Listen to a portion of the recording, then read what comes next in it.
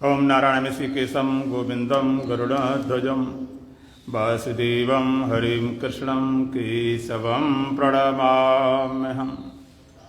वसुदेवसुतं देवं कंसचाणूरमर्दनं देवके परमानन्दं श्रीकृष्णं वन्दे जगद्गुरुम्। गुरुर्ब्रह्मा गुरुर्विष्णु गुरुर्देवो महेश्वरः गुरुर्साक्षात् परब्रह्म तस्मै श्रीगुरवे नमः। ओम सहना भवतु सहनो भुनक्तु सह वीर्यं करवावहै तेजस्विनावधीतमस्तु मा विद्विषावहै। ओम शांति शांति शांति। दोबारा बोलना। सीताराम सीताराम सीताराम सीताराम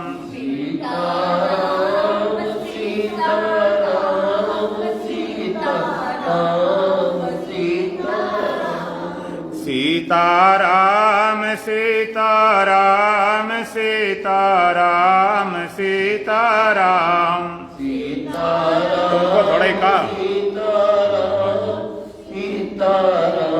तो चप्पल रख आते बाहर निकाल के तो फिर लाइन सीधे तुम क्या जरा पड़ गए। चलो अरे भगवान क्या बता मैं क्या सुनते। चप्पल पे लटाओ रोज रख देती जितना चिल्लाओ। 15 दिन कहेंगे तो 15 दिन रखने हैं उनको वहीं पर। तुम थोड़ी देर पढ़ो और बढ़ो।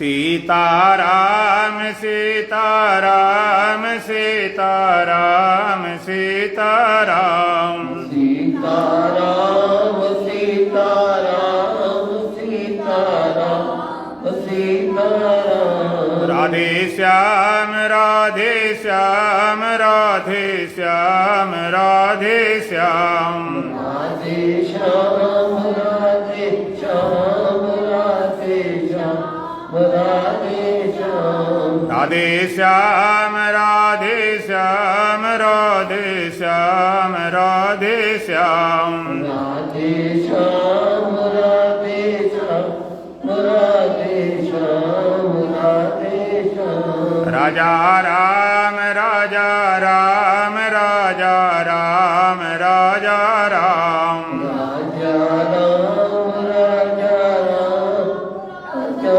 राम राजा राम। राजा राम राजा राम राजा राम राजा राम राजा राम राजा राम राजा राम। देख लिया दुनिया का सारा नजारा दुनिया का सारा नजारा ना हम किसी के न कोई हमारा हम किसी के न कोई हमारा। झूठी है दुनिया और झूठे है बातें झूठी है दुनिया और झूठी है बातें। झूठी है प्रीत और झूठे है नाते झूठी है प्रीत और झूठे है नाते।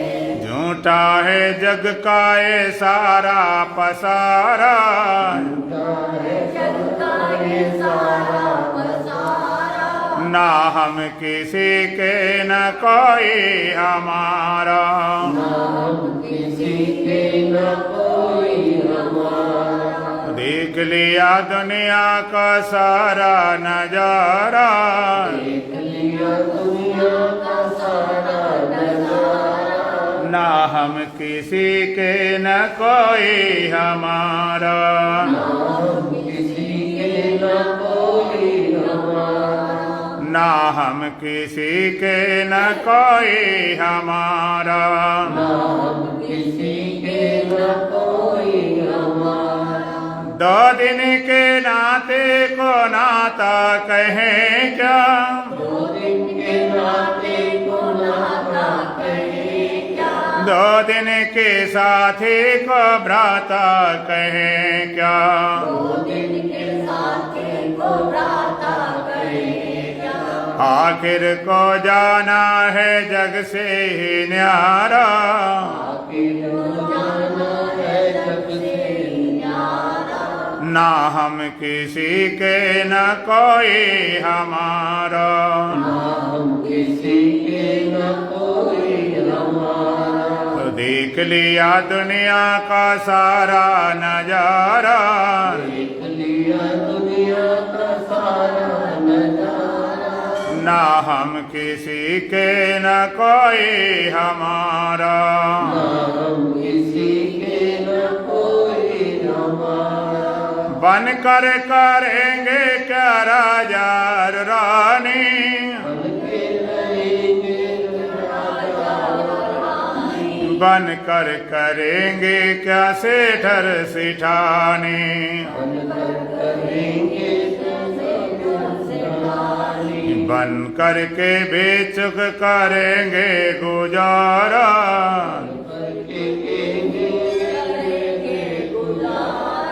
ना हम किसी के न कोई हमारा। ना हम किसी के न कोई हमारा। देख लिया दुनिया का सारा नजारा। देख लिया दुनिया का सारा नजारा। ना हम किसी के न कोई हमारा। ना हम किसी के न कोई हमारा। मतलब से संसार प्रीत लगाए। मतलब से संसार प्रेम लगाए। मतलब से संसार सर भी झुकाए। मतलब से संसार सर भी झुकाए। मतलब से झुकता है संसार सारा। मतलब से झुकता है संसार सारा। ना हम किसी के न कोई हमारा। ना हम किसी के न कोई हमारा। तो देख लिया दुनिया का सारा नजारा। देख लिया दुनिया का सारा नजारा। ना हम किसी के न कोई हमारा। ना हम किसी के न कोई हमारा। बोलो सच्चिदानंद भगवान की, सतगुरुदेव महाराज की, सत सनातन धर्म की, बोल बांके बिहारी लाल की। आज गीता अध्याय 13 का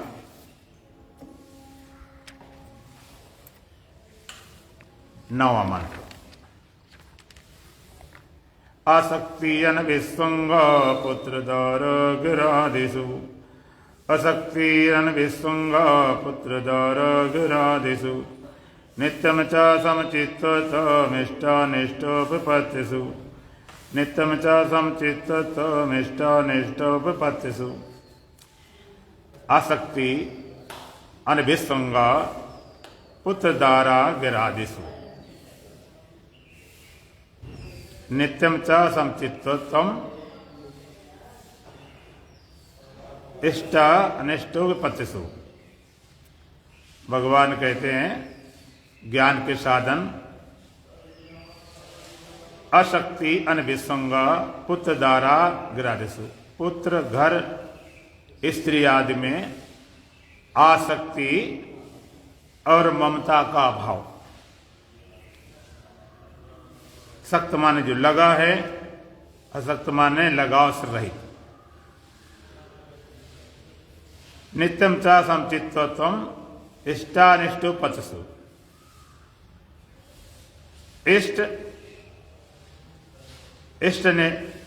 इष्टनिष्टोपपत्तिषु नित्यम समचित्तत्वम। इष्ट और अनिष्ट की प्राप्ति में नित्य चित्त का सम रहना। सबसे पहला साधन बताया आसक्त्यन विसंगा पुत्र दारा गिरादिषु। पुत्र, चप्पल पहले सीधी करो, पहले चप्पल सही करके आओ। चप्पल पहले सेट करके आओ। 15 दिन तुम भी नहीं मानोगे, 15 दिन हम भी नहीं बोलना बंद करेंगे। बोलो सच्चिदानंद भगवान की। माता जी जो बल्ब जला देख लो।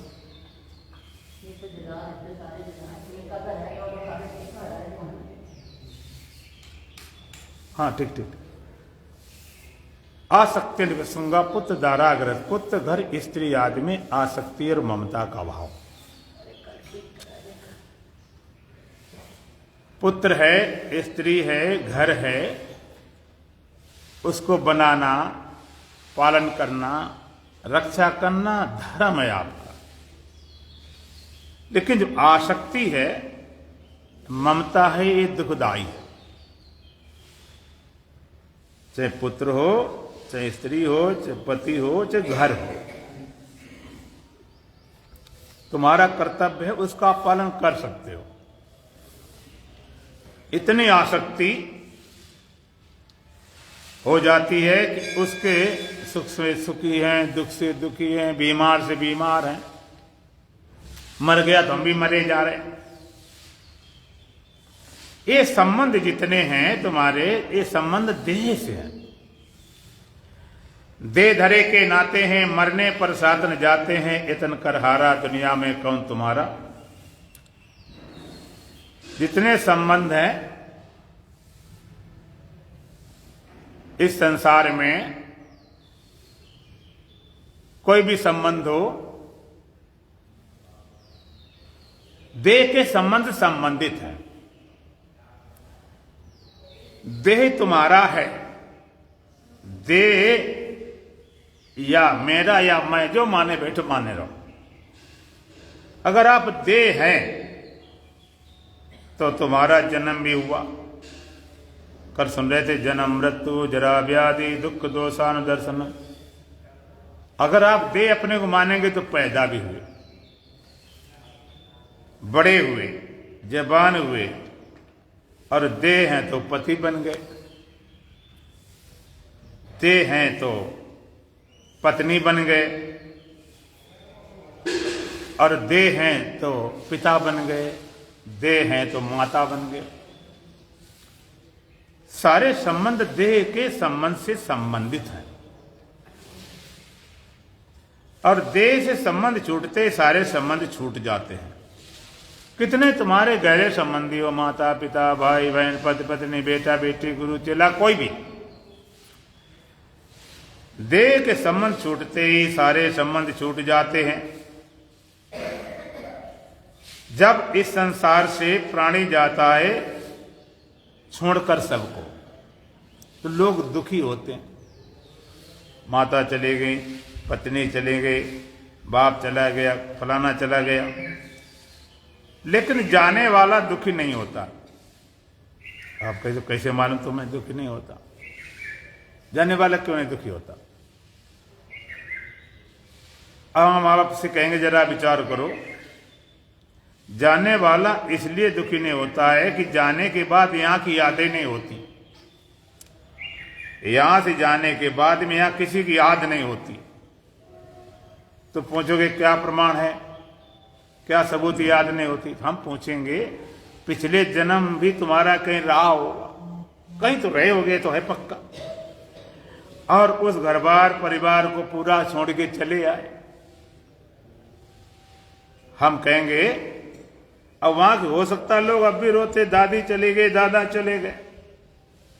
अब उनके लिए जरा तुम रो के दिखाओ, रो सकते हो? कहते महाराज याद है ना, रोए किसको? पता तो तब हम रोएं। अच्छा, किसी किसी को पता भी चल जाता। कई लोग ऐसे हैं कि उन्हें याद आ जाती, याद आने के बाद वो बताते भी हैं और सच्ची घटना भी होती है। तो फिर भी क्या कर सकते हो? वहां की संपत्ति पर तुम्हारी कोठी है, मकान है, दुकान है, ना तो सरकार तुमको देगी अधिकार कि तुमने भाई बनाई थी, और ना समाज देगा, और घर वाले देने का मतलब नहीं। जैसे पहले वाले छोड़ के चले आए, उनकी याद भी नहीं रही। ऐसे इनको छोड़ के जाओगे, इनकी याद भी नहीं आएगी। रोना तो दूर बात रही। अभिमन्यु का जब वध हो गया, बहुत ज्यादा अर्जुन विलाप किया। भगवान से कहा एक बार मिला दो। स्वर्ग में ले जाकर भगवान ने मिलाया अभिमन्यु को। अर्जुन बहुत रोए, मेरा बेटा ऐसा बलवान था, फलाना था, दिमाग था। वो कुछ बोले ही नहीं।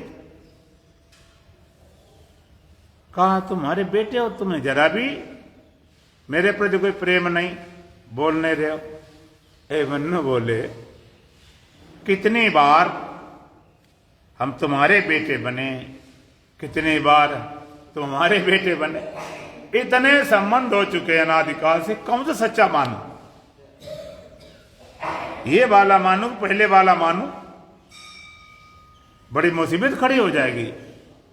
इसलिए याद नहीं आते कि याद आना शुरू हो जाए तो बड़ी मुसीबत खड़ी हो जाए। फिर किस किस के लिए रो, किसके लिए बड़े, किसका रो हो जाएगा। एक बार एक राजा था, उसका एक पुत्र राजकुमार, और अति आसक्ति थी, ममता थी, एक ही था तो राजा रानी के दोनों। असाध्य बीमारी थी।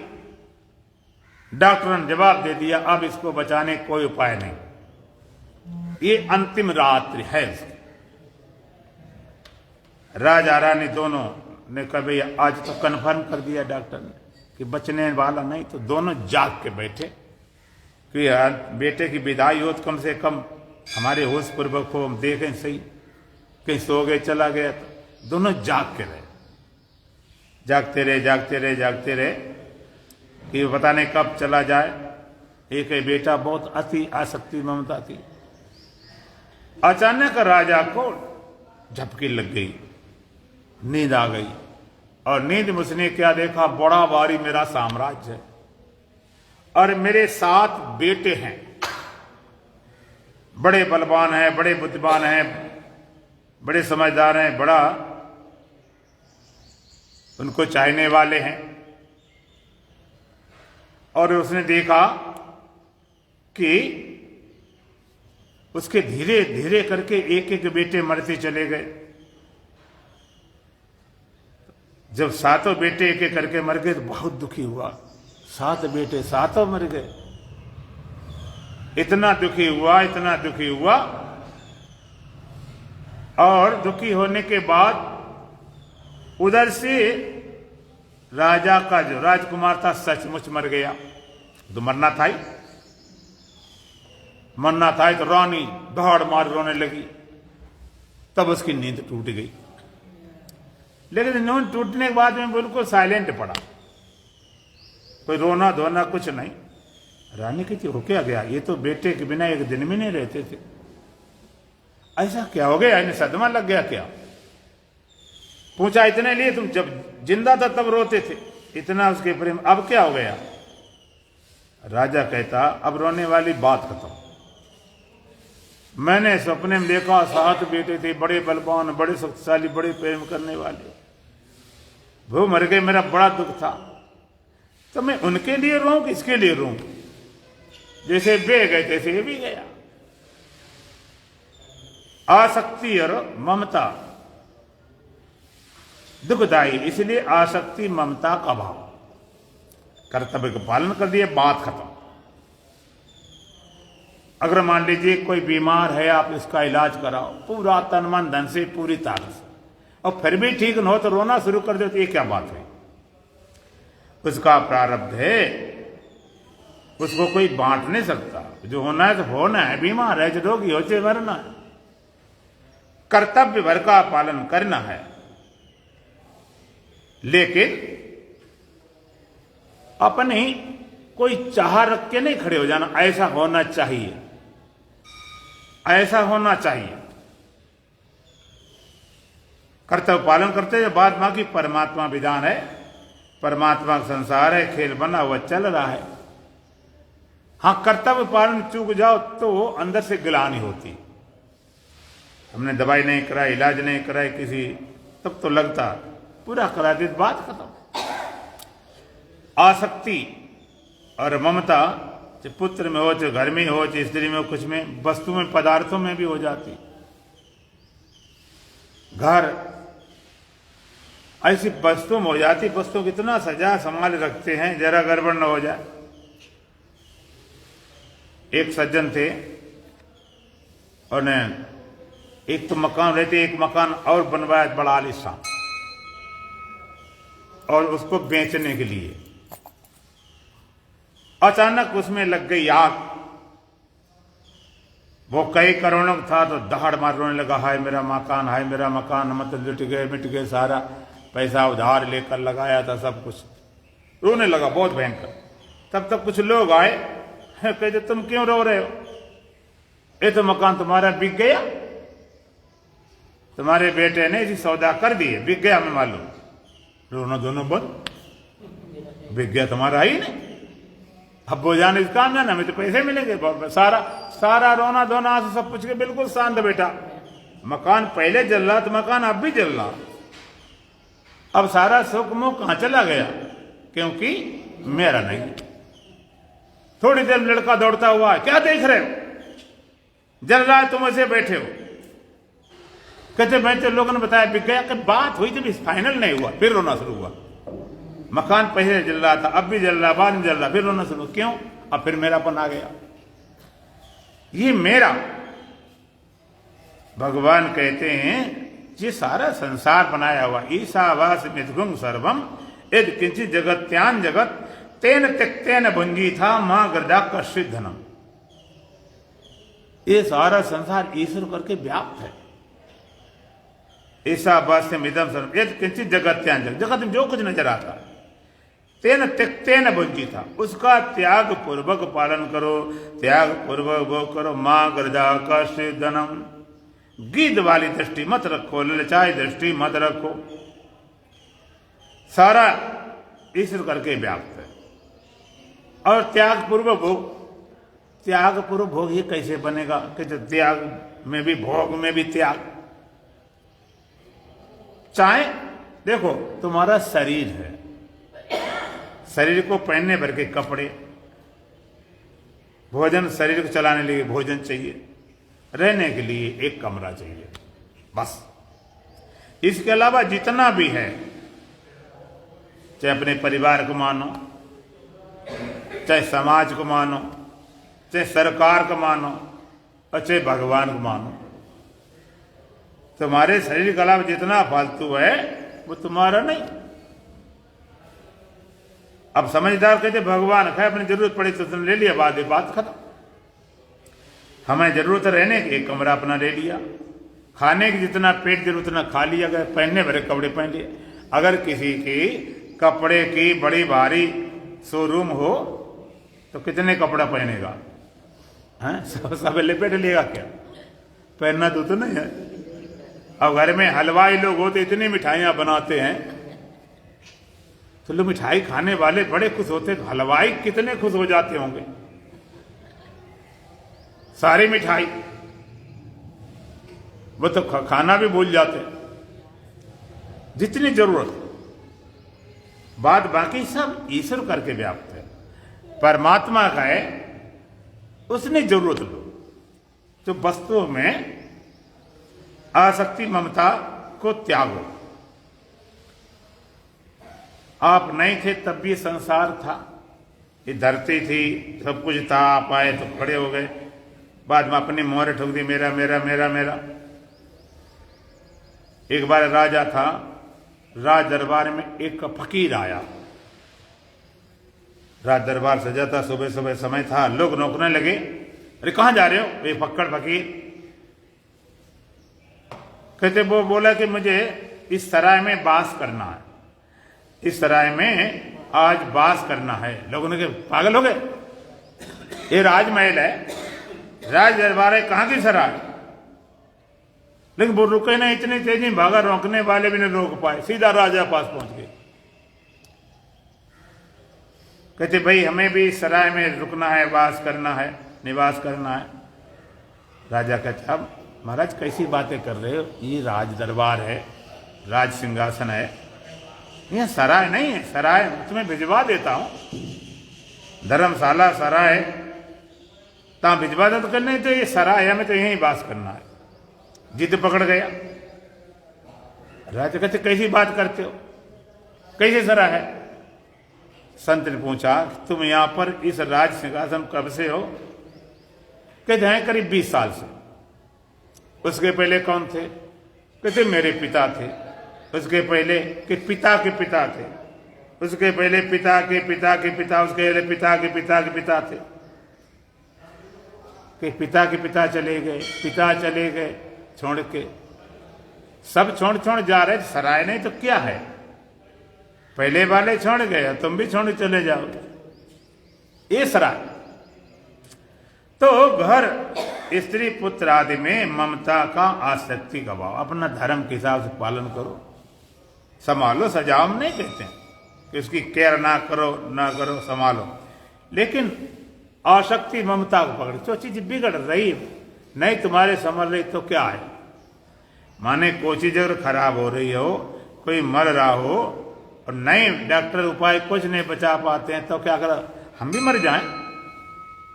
अगर आप भी अपने को मार दें तो क्या बच जाएगा क्या? तो भगवान का आसक्ति ने भी सुंगा पुत्र दारा ग्रद घर, स्त्री, पुत्र आदि में आसक्ति ममता का भाव। नित्यम चा समचित्तम इष्ट अनिष्ट पतिषु, इष्ट अनिष्ट पतिषु नित्यम समचित्तम। इष्ट और अनिष्ट की प्राप्ति में नित्य चित्त का सम रहना। इष्ट और अनिष्ट, इष्ट माने जो तुम पसंद करते हो, जो तुम चाहते हो। अनिष्ट माने जो तुम पसंद नहीं करते हो, जिसे तुम्हें नफरत है, घृणा है, द्वेष है। और इष्ट जिसे तुम प्रीत करते हो, आसक्ति है। इष्ट और अनिष्ट दो शब्द हैं।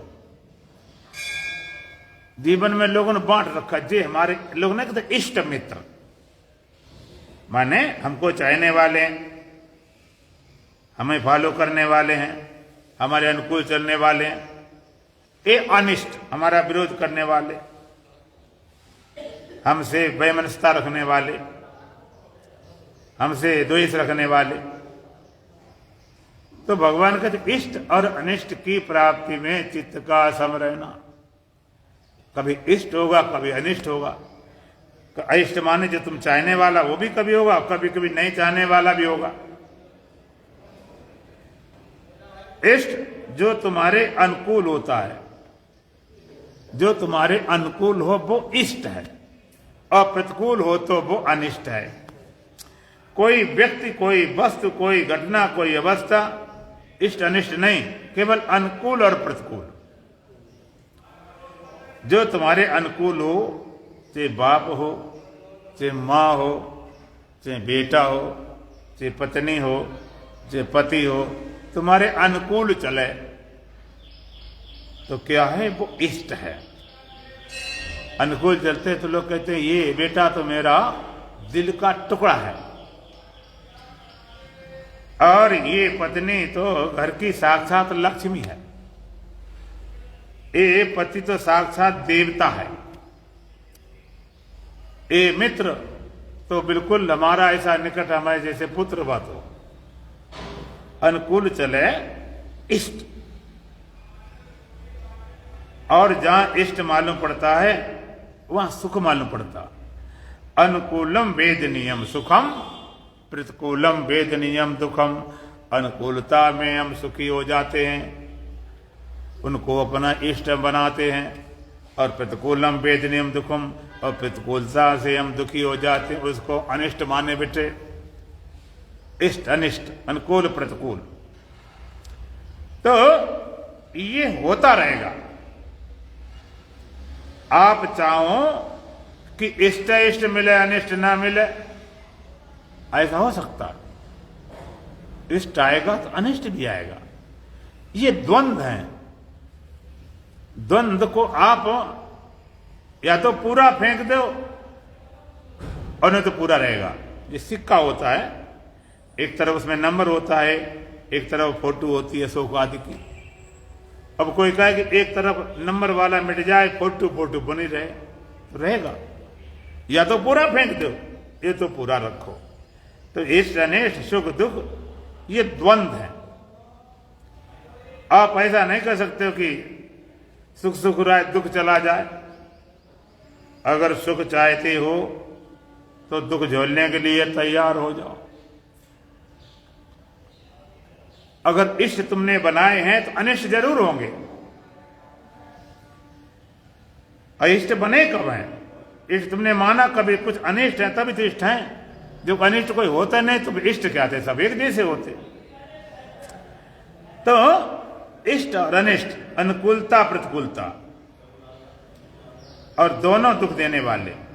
जहां इष्ट है उनसे राग हो जाता, अनिष्ट है उनसे द्वेष हो जाता। जो तुम्हारे अनुकूल हैं, जो तुम्हें प्रीत हैं, अच्छे लगते, उनसे राग हो गया। अनिष्ट हैं, विपरीत हैं, उनसे द्वेष हो गया। और जो दोनों दुख देने वाले हैं, मिलत एक दारुण दुख दें, बिछड़त एक प्राण हर लें। जो अनिष्ट है, जिससे द्वेष है, नफरत है, घृणा है, जब मिलते हैं तो सुख देते हैं कि दुख देते हैं? मिलत एक दारुण दुख दें, इतना दुख देते। कहां से सवेरे से मूड खराब कर दिया, कहां से मरा आका सकल देना नाम, लोग नाम मत लो। इतनी घृणा हो जाती है कि नाम लेने को तैयार। तो मिलते दुखी करते हैं। वे तो इष्ट अनिष्ट हो गए। अच्छा, इष्ट हैं जो तुम्हारे प्रिय हैं, जब वो जाते हैं तो सुख देते हैं कि दुख देते हैं? बोलो। जो इष्ट हैं, जो तुम्हें प्रिय हैं, जिनसे राग है, तो वो जब जाते हैं, बिछुड़ते हैं, तो सुख करते हैं कि दुखी करते हैं? दुखी करते हैं। मिला कहा?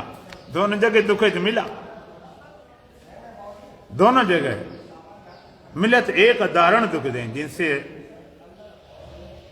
जो तुम्हारे अनिष्ट वाले हैं, जिनसे राग नहीं द्वेष है, तो वो दुखी करते मिलते समय। और बिछड़त एक प्राण हर लें, जो इष्ट हैं, जिसको तुमने अपना मान लिया, अपने, वो भी दुखी करते हैं। वो भी दुखी देते हैं। और ये दोनों इष्ट अनिष्ट काय के मन के माने हैं, मन के धर्म। राग देश मन के धर्म, राग देश मत के धर्म, ये मन के धर्म है। अर्थात जब तक तुम्हारे पास मन रहेगा तो राग देश होते रहेंगे, इष्ट अनिष्ट होता रहेगा। शरीर रहेगा तो आसक्ति और ममता बनी रहेगी, स्त्री पुत्र घर आदि। शरीर से हटे, ये सब गया। शरीर को तुमने हटाया, एक एक को मत हटाओ, शरीर से अलग हो जाओ। एक एक हटाने में बहुत समय लगेगा, बड़ा दुख भी होगा। एक बार एक बड़े सेठ थे और रामकृष्ण परमहंस के पास गए। 1000 मुद्राएं स्वर्ण की असरफियां भेंट करने गए और बड़े जोश में गए। 1000 असरफी बहुत कीमत की होती। और जरा कस के ऐसे डाले, आवाज खनक जोर से, लोगों लगे यहां कुछ लाए। तो परमहंस कुछ बोले नहीं। गुरुदेव भेंट लाया कुछ, ठीक है रख दो भाई। भेंट रख ली गई। और थोड़ी देर बाद परमहंस जी बोले, सेठ जी जो मुझे भेंट लाया हो ना, ये पास में नदी है ना, गंगा नदी, उसमें डाला हो जाता। अब उन्हें तो बड़ा बुरा लगा। हम तो भेंट लेकर आए, 1000 मुद्राएं लेकर आए, और कहते फेंक, और मेरे ही कह रहे। अरे भाई फेंकनी होती कम से कम हमें तो चले जाने देते, मेरे सामने ऐसा ना करते। लेकिन गुरु की आज्ञा पालन करना जरूरी था, उसका परिणाम जो भी हो। बेचारे मजबूरी से, बिना मन से किसी तरह उठा के ले गए और नदी किनारे बैठे गए। अब एक निकाले, फेंकने में बड़ा कठिनाई मालूम पड़े, कैसे पैदा किया था। एक निकाले, पत्थर ठोके, आवाज करे खन खन खन की आवाज। जब करने के बाद एक फेंके छपाक से, नदी में गिरे जाकर। वहां मेला लग गया, लोग लूटने लिए खड़े हो गए। गिरे तो बड़ा भीड़ हो गई। एक एक फेंके गिरे, तमाम लूटने वाले, भीड़ लग गई। सुबह 10 बजे गए हुए थे, 2 बज गए, नदी बिल्कुल पास है थी, आधा किलोमीटर दूर नहीं। परमहंस जी बोले, भाई सेठ जी कहाँ रह गए, अभी तक लौटे नहीं। ऐसा न हो सरपी तो रख दी अपने ने कूद पड़े हों। अति लगाव था। लोग गए तो उनको ले आए सेठ जी को। परमहंस जी बोले, भाई क्या बात, इतनी देर क्यों लगी? तो लेने वाले के, महाराज देर क्या लगी, एक एक निकाल के ठोंक ठोंक के फिर फेंकता था। निकाले, ठोंके, फेंके, गिनती करे, 1, अब ये 2, ऐसे करके करके फेंक के इतना टाइम लगा। परमहंस जी बोले, भाई जमा करने में तो गिनती ठीक थी, 1, 2, 5 अपना जमा कर दो, ठीक बात है। अब फेंकना है तो फेंकने में जितनी देर लगाओगे उतना ही कष्ट होगा। इकट्ठी फेंक, झंझट खत्म। एक एक फेंको, 2 फेंकनी है तो क्या।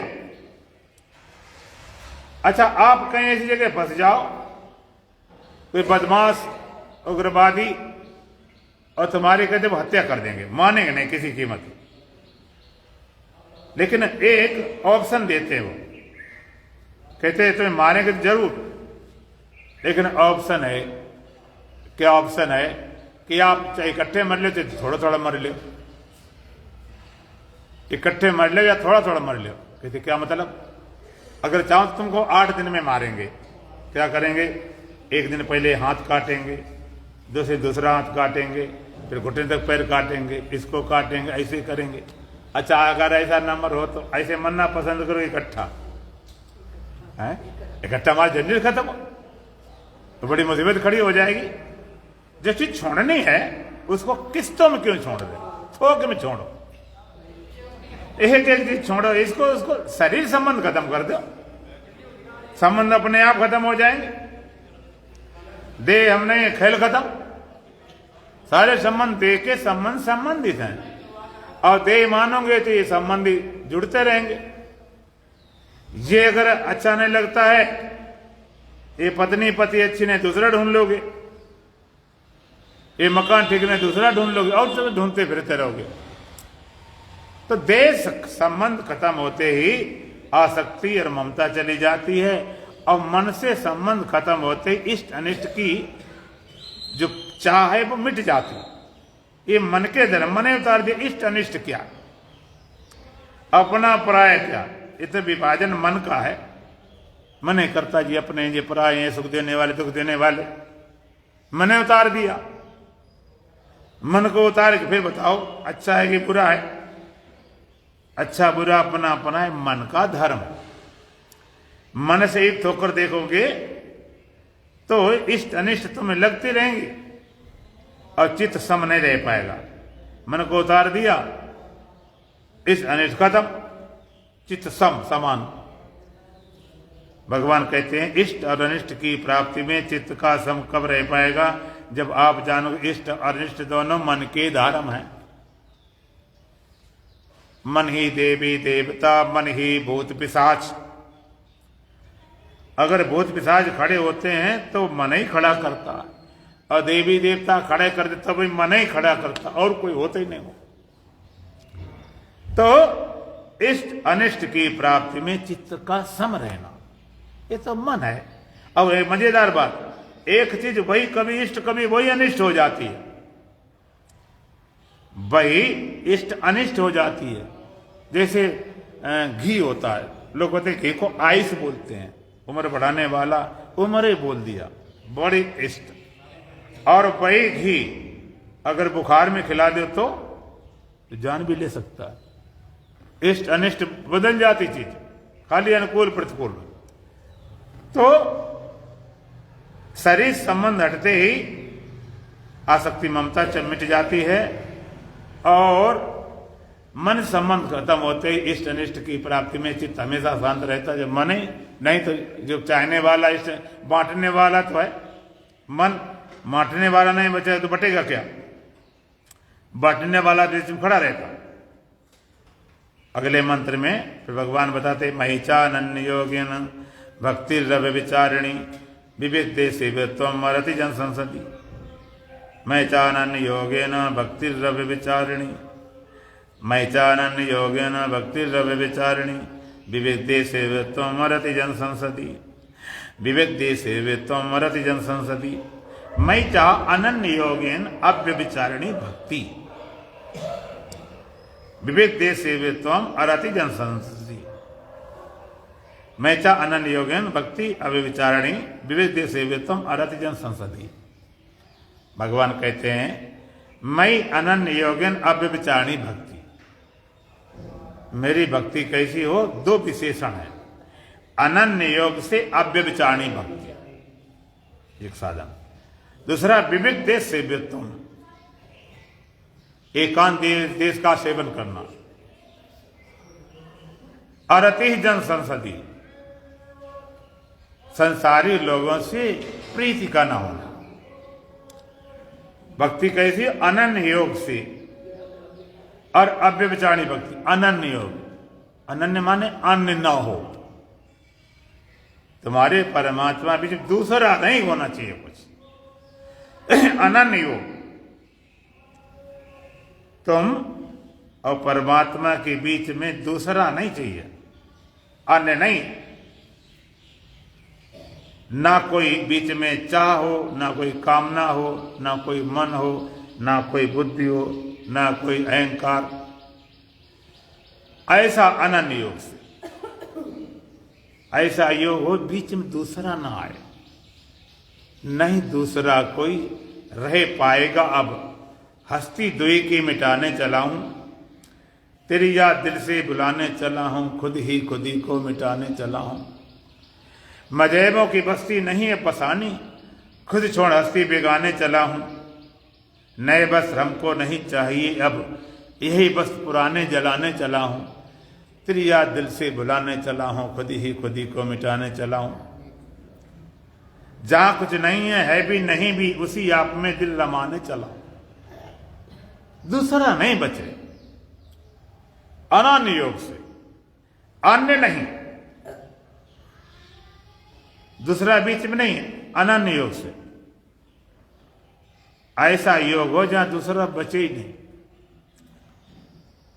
ऐसे मिले कि जाना तुम्हें हो जाएंगे, योग ऐसा हो अनन्य, अन्य ना,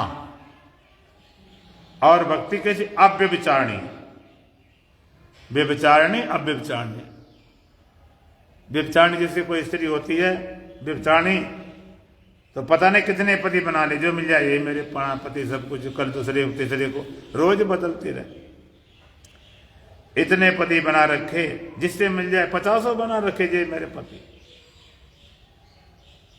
तो और अव्यभिचारिणी माने पतिव्रता, जो एक है संसार में केवल एक तो पति है, बाद बाकी भाई है, और बाद बाकी भाई हो सकते हैं, बेटे हो सकते हैं, पिता हो सकते हैं, कोई भी हो सकते हैं, लेकिन पति तो एक है। इसी तरह से अव्यभिचारिणी भक्ति, एक निष्ठा हो, एक जगह स्थित हो, गंगा गए तो गंगादास, जमुना गए जमुनादास, उनकी निष्ठा कहीं है ही नहीं। एक सज्जन सारी मूर्तियां, सारी फोटो लगाए बैठे, जितने देवी देवता सब लगाए बैठे।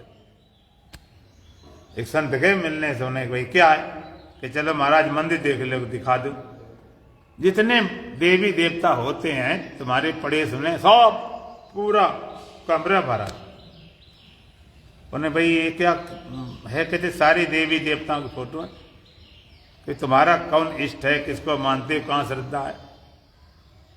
कहीं नहीं मानता मुनता, किसी ने सबको लगा रखा। सबको क्यों लगा रखा, कहते इसलिए सबको लगा रखा कोई देवता नाराज न हो जाए, इसलिए सबकी पूजा चलती है, नाराज न हो जाए, बस अपने से कोई मतलब नहीं है। तो कोई निष्ठा तुम्हारी हो, एक जगह पे स्थित हो। हमने देखा इतने लोगों सच्ची घटिया सोच है। हमारे अवतारी भगवान राम हो चुके, भगवान कृष्ण हो चुके, हजारों साल से उनकी पूजा पाठ चलती रही, मंदिर रहे, मूर्ति रही।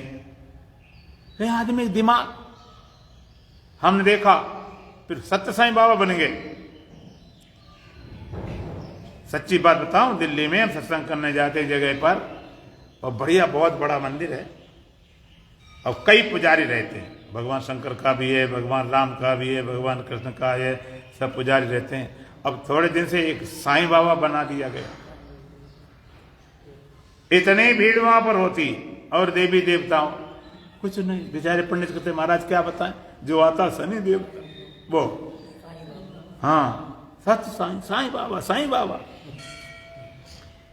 कमाल की बात है, भगवान राम, भगवान कृष्ण, जो पूरी दुनिया पागल है, वृंदावन में जाओ तो हरे राम हरे कृष्णा, देश विदेश अंग्रेज सब, उन्हें लगता नहीं अपने स्वार्थ के लिए यहाँ जल्दी काम से हो चाहे हो, लेकिन सुन रखी उनके पीछे दौड़ पड़े।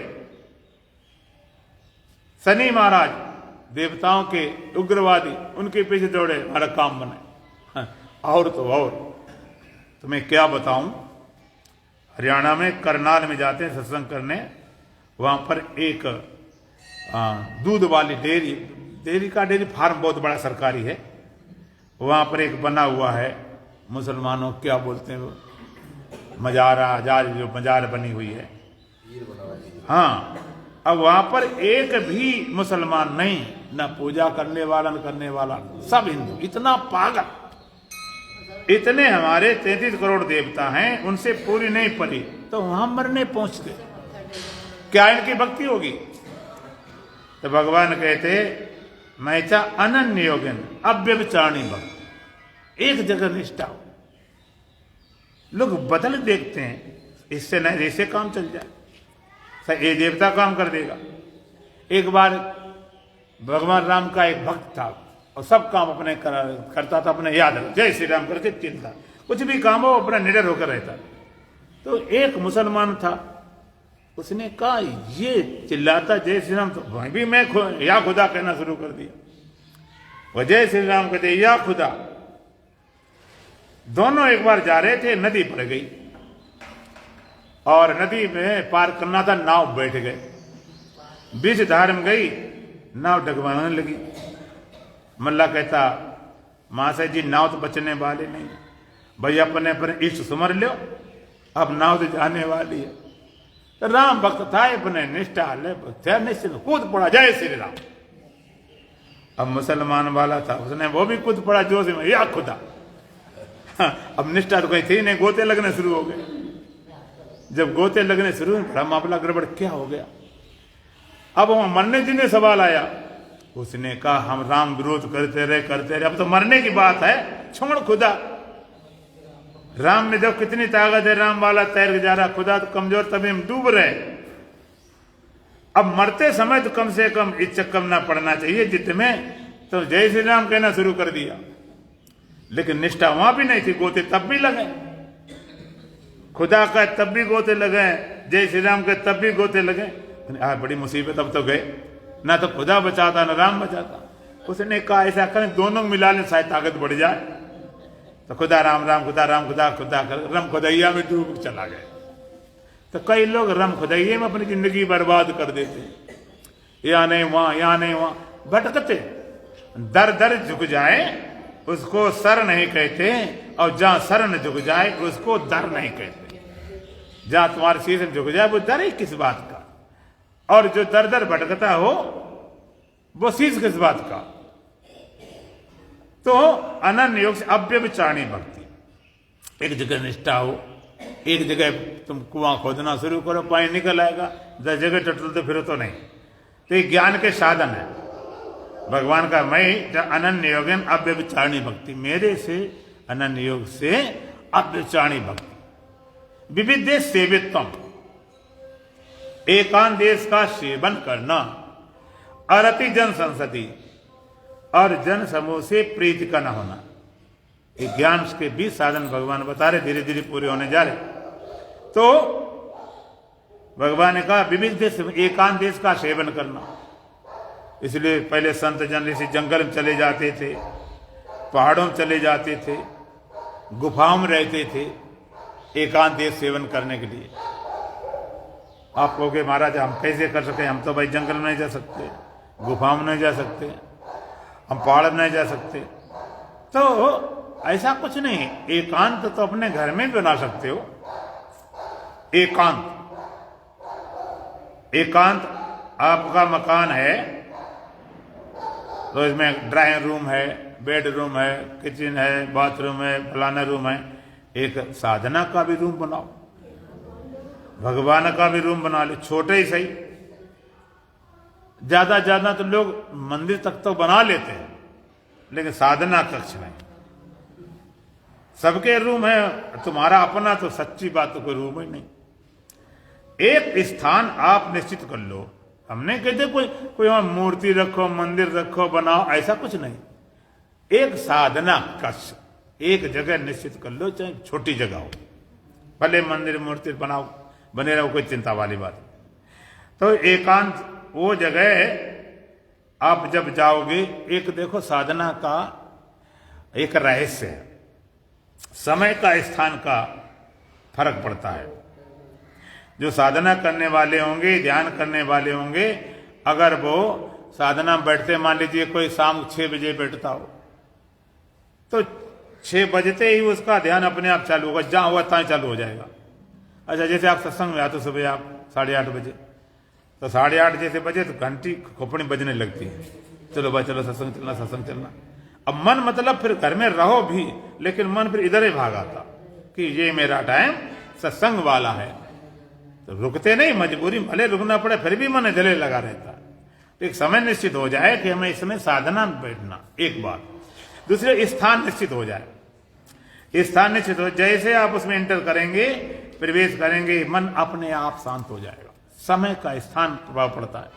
आप जानोगे ये जो जगह है, केवल स्वाध्याय करेंगे, साधना करेंगे और कुछ दूसरी बात करनी नहीं।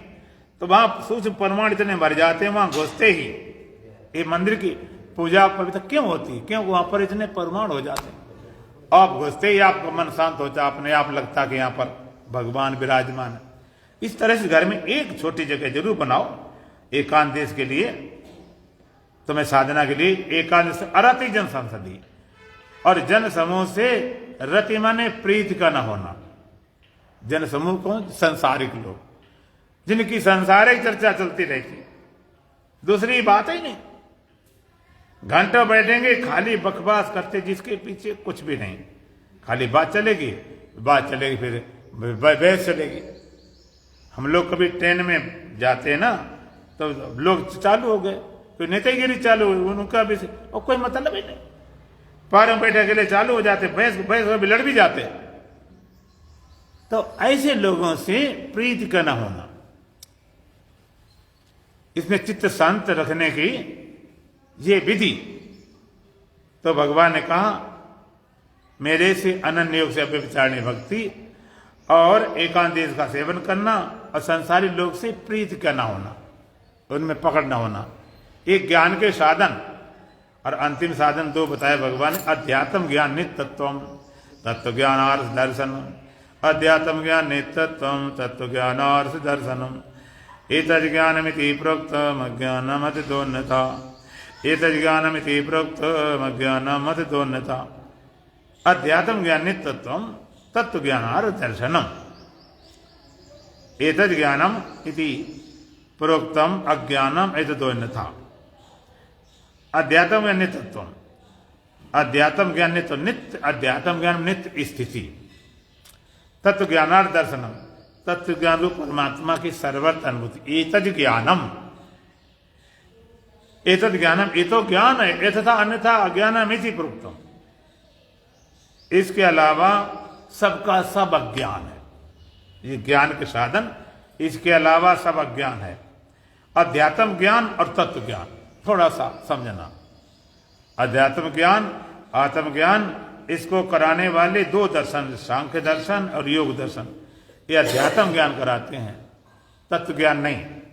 अध्यात्म ज्ञान में क्या है कि हम सत हैं, चेतन हैं, शुद्ध हैं, बुद्ध हैं, निर्वाण हैं, असंग हैं, साक्षी हैं, चेतन है, आत्मा है हम।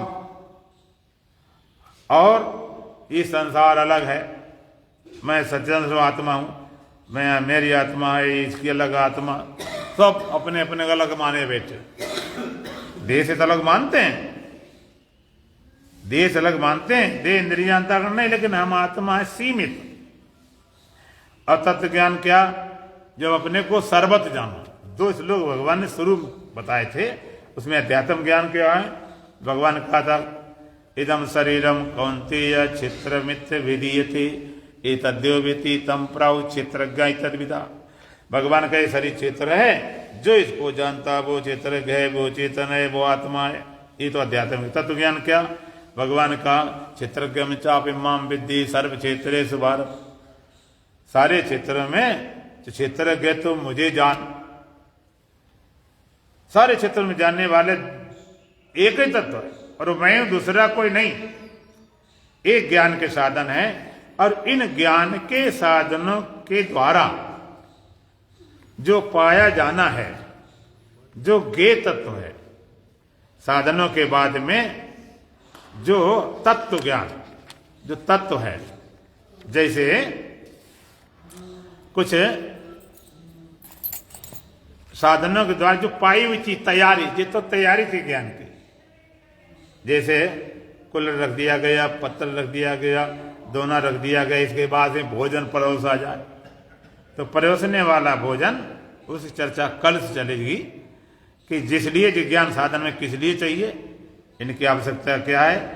तो वो जो ज्ञेय तत्व नाम से 7 मंत्र हैं, जो ज्ञेय तत्व है उसके लिए भगवान 7 दिए।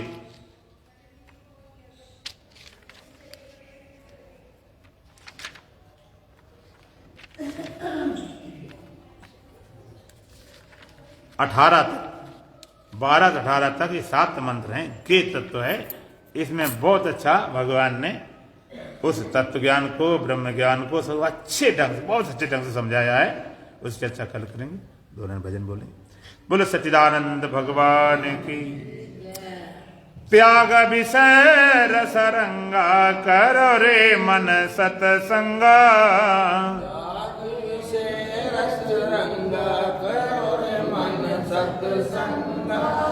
त्याग विषय रस रंगा करो रे मन सतसंगा।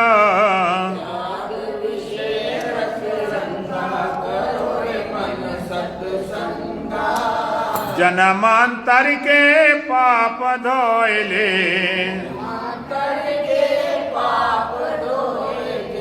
जन्मांतर के पाप धोइले, बहे ज्ञान के गंगा करो रे मन सतसंगा।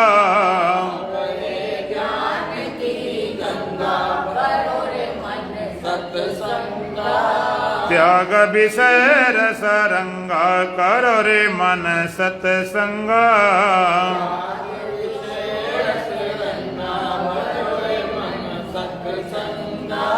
देह धर्म तू क्यों अपनावे,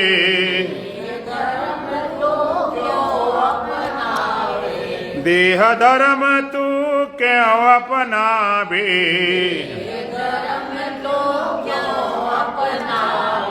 यह पचरंगा जंगा करो रे मन सतसंगा।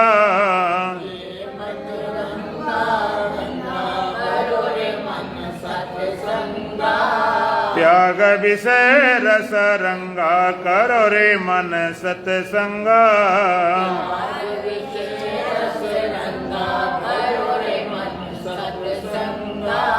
आत्मरूप शिव राम कृष्ण है, आत्मरूप शिव राम कृष्ण है। लख कर हो जा चंगा करो रे मन सतसंगा।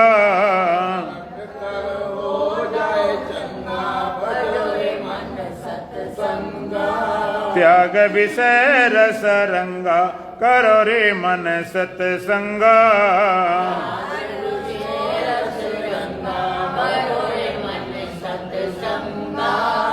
त्याग विषय रस रंगा करो रे मन सतसंगा।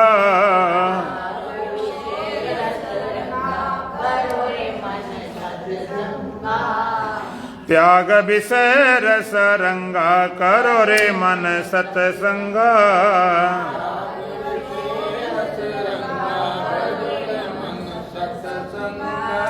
गरजन कर विज्ञान शिवो हम, गरजन कर विज्ञान शिवो हम। उड़य ज्ञान विहंगा करो रे मन सतसंगा।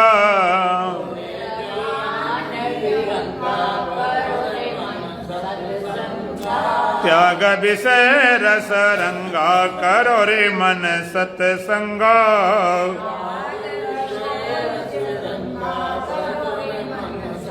ओम पूर्णमदः पूर्णमिदं पूर्णात् पूर्णमुदच्यते पूर्णस्य पूर्णमादाय पूर्णमेवावशिष्यते। ओम शांति शांति शांति।